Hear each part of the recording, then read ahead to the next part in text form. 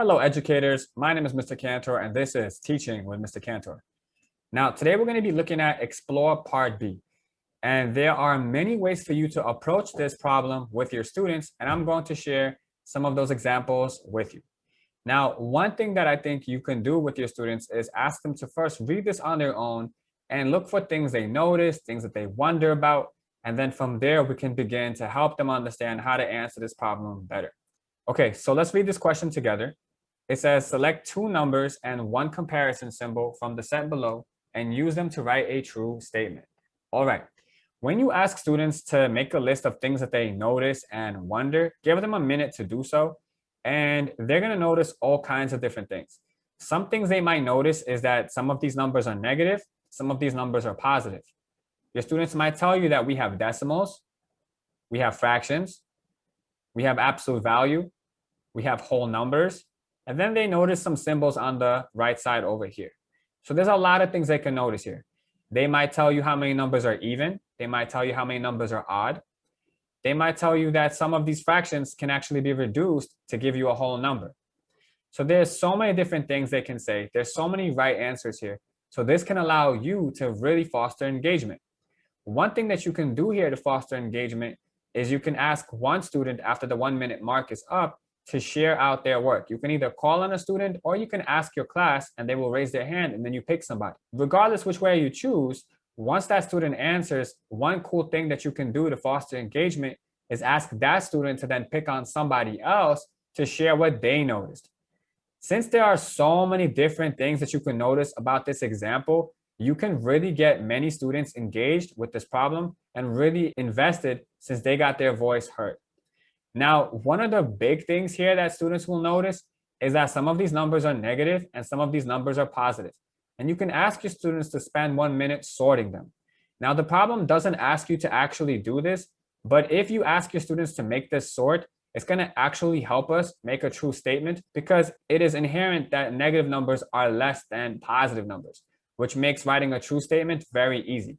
You can also use that same statement to say that positive numbers are greater than negative numbers. So that can really help your students use both inequality symbols without much difficulty. So give your students 1 minute to sort the positive numbers with the positive and the negative with the negative. When they are done, you should be able to compile a list. Now, there's many ways for you to do this. You can either A, call out one student to tell you all the positive numbers they found, and then you could call on a separate student to tell you all the negative numbers they found, or simply you can call on one student to give you one positive number, and then they can call on somebody else to give you another positive number. Once you get this done, you will notice that you have these negative numbers, and you will notice that you have these positive numbers. Now, students might ask you, well, why are you putting the absolute value of -8? Why are you putting that in the positive numbers? Why are you putting -5/2 in the positive numbers? Those are conversations that are going to lead to a teachable moment where you can review with your students exactly what absolute value is. You can then call on another student to tell your whole class what is absolute value. If they miss anything or you have students who want to add on, their hands will also be up. So far, you've done multiple things to foster engagement in your class, whether you're remote or you're blended in-person learning. Once you guys have a conversation about what is absolute value and why these numbers are in fact in the positive sort of numbers, then you can move forward and begin to answer the actual question. So what I did for you is I have made a blank slide. We're going to start fresh. And what I've done for you here is I've highlighted for you just the negative numbers. All right, these are just our negative numbers.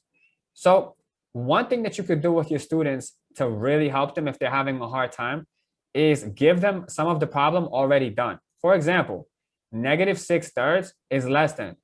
What number is -6/3 less than?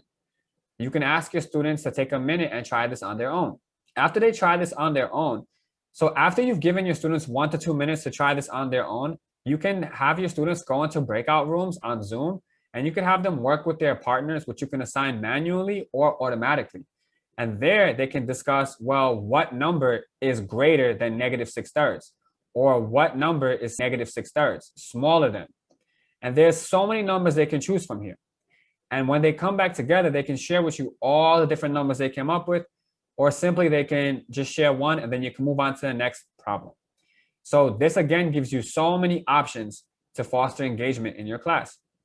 So in this situation, -6/3 is actually less than all the positive numbers. In this case, I wrote 1, but it's actually less than all these positive numbers, which I'm sure you know, and many of your students will know.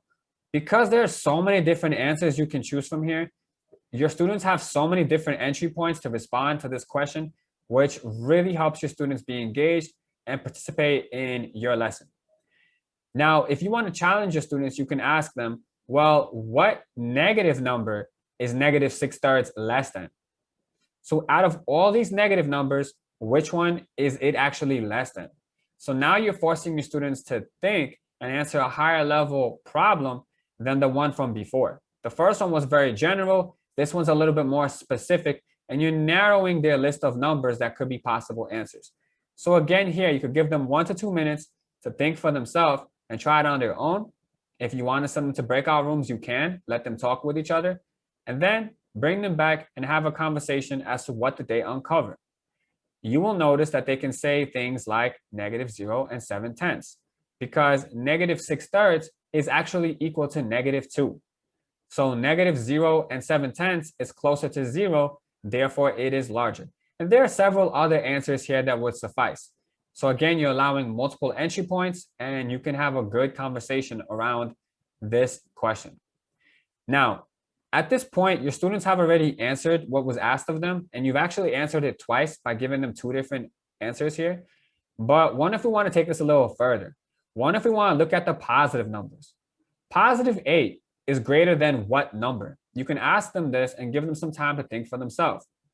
In addition, if you have students who finish early, these are some problems that you might want to have on hand to challenge and push some of your students. And of course, they're going to tell you that 8 is a positive number, so it's naturally going to be larger than the positive number 4. But what if you want to get them to think about the negative numbers again? What negative number is 8 bigger than? Your students might think that's a trick question, which is good because it'll have them thinking. And we know that positive numbers are inherently larger than negative numbers, so you could pick any negative number you want. And in this case, it is -4. So these are some additional problems I've created for you that you can share with your students off of this example to really push their thinking. Now, the next part of this asks us to write a statement in words with the same meaning using the following phrases. Now, you don't have to use all the phrases, but you allow your students to be creative, because depending on the inequality they wrote, they can change the order of the numbers. They can pick whatever numbers or symbols they want, as long as that statement is true. So again, because this is so open-ended and there's so many correct solutions, you're allowing your students to have many entry points. So let's take a look. I have for us 8 is greater than 4. So since we have the greater than symbol, we need to find which one of these says is greater than, which is the third bullet. And so we have 8 is greater than 4. Now, if this is the exact inequality that you're working with your students, you can ask them, is there another way for us to rewrite this inequality, except instead of using is greater than, we focus on is less than? Is there a way to do this? Again, you could give them 1 to 2 minutes to try on their own, work with their partners in breakout rooms on Zoom, and then come back together. And hopefully your students will be able to raise their hand and tell you that 4 is less than 8 is the exact same thing as 8 is greater than 4.